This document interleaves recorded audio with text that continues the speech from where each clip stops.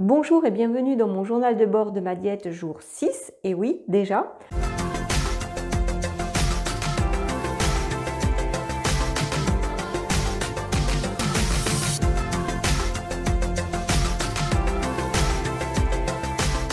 Alors je dirais que le fait marquant de cette 6e journée de diète, c'est un regain d'énergie. Donc je l'avais annoncé dans les bienfaits que l'on pouvait attendre de la diète, j'ai fait une vidéo spécialement pour ça, donc ce regain d'énergie. Et d'ailleurs à cette occasion, certains d'entre vous m'avaient fait part de leur étonnement, peut-être un petit peu teinté de scepticisme, je ne sais pas. Mais en tout cas, pour moi, il est là. Alors, je ne dis pas que c'est systématique. Vous le savez maintenant, vous avez un peu compris le mécanisme.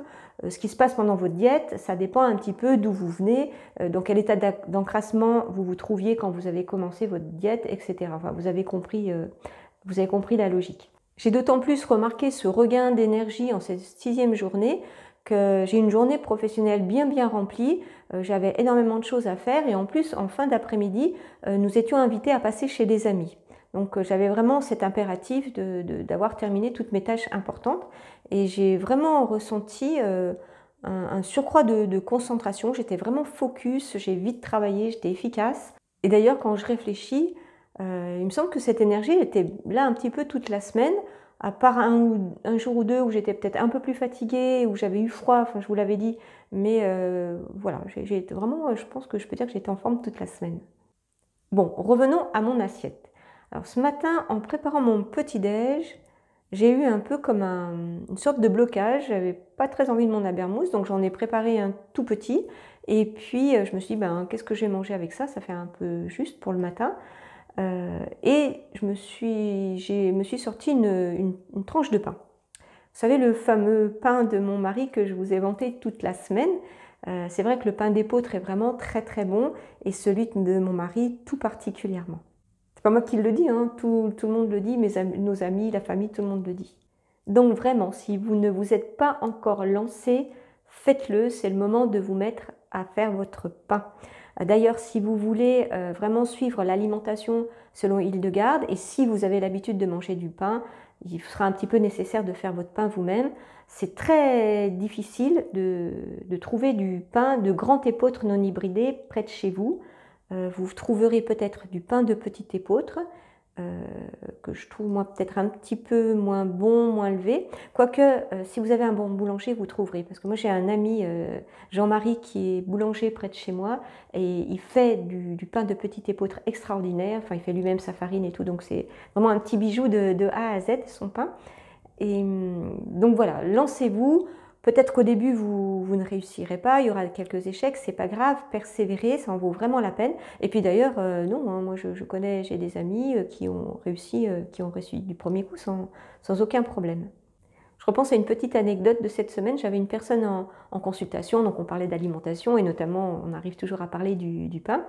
Et elle me disait « Ah non, mais moi j'ai arrêté de faire mon pain parce que, vous savez, il était tellement bon que j'en mangeais trop. » Et en plus, elle, c'était du pain de blé à l'époque. Donc oui, ça c'est vrai, c'est un petit peu le risque.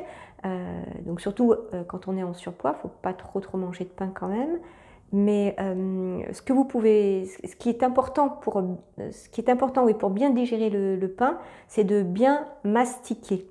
Je suis sûre que vous avez tous fait cette expérience en cours de SVT ou sciences naturelles, comme on disait à mon époque, de mâcher très longuement un morceau de pain, et puis à la fin vous sentiez un petit goût sucré.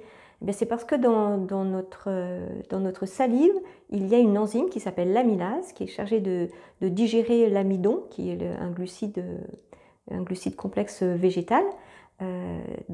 Cette enzyme coupe en plus petites molécules cet amidon, qui est une longue chaîne de glucides, et c'est là qu'on sent un petit peu le goût sucré qui arrive.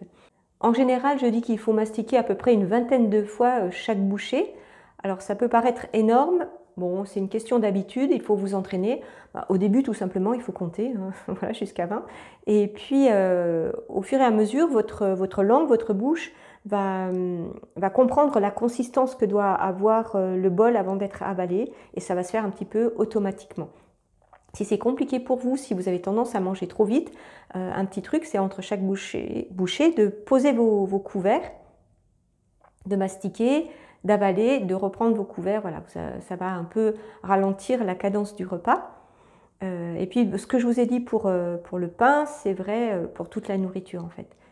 Donc tout ça, j'en étais où? Oui, j'en étais à mon petit-déj. Oui, mais c'est important vraiment ce que je vous dis parce que vous savez, il n'y a pas de bonne santé sans bonne digestion, il n'y a pas de bonne digestion sans bonne mastication. Donc on prend le temps, on s'entraîne et on y arrive. Au déjeuner, il y avait un plat de carottes, potimarron, pois chiches avec des pâtes. J'aime tellement les pâtes, c'était un vrai régal. J'ai mis les épices traditionnelles, isope, galanga, pirètre, et j'ai rajouté du curry. Alors attention avec le curry c'est un mélange d'épices dans lequel on trouve souvent du gingembre. Et Hildegarde déconseille le gingembre aux personnes en bonne santé. Elle réserve le gingembre aux personnes sèches et affaiblies.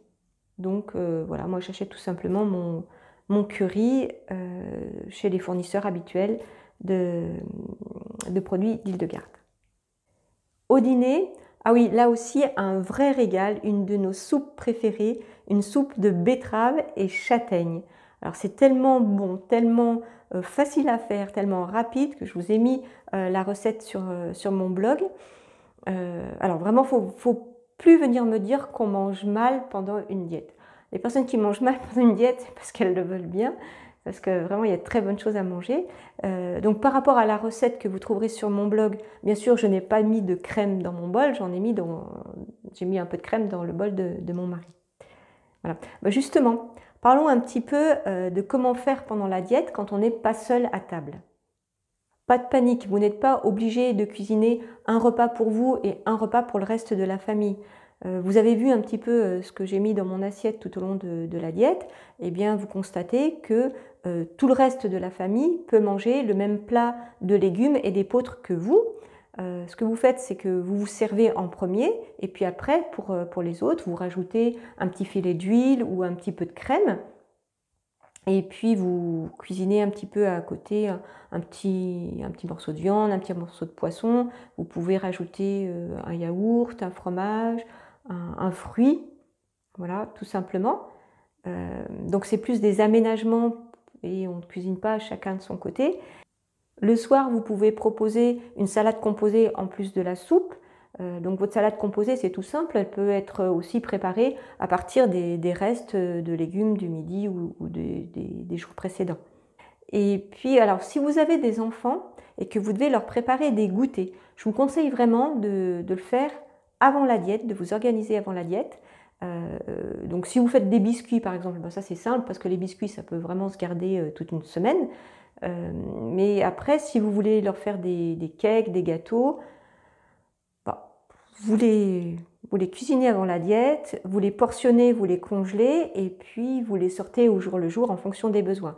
Parce que franchement, des odeurs de pâtisserie dans la maison pendant une diète, c'est un peu dur et ça risquerait de vous faire chuter. Donc on ne prend pas de risque, on s'organise avant, on se prépare et puis vous verrez que votre diète va bien se passer et pour vous et pour toute la famille.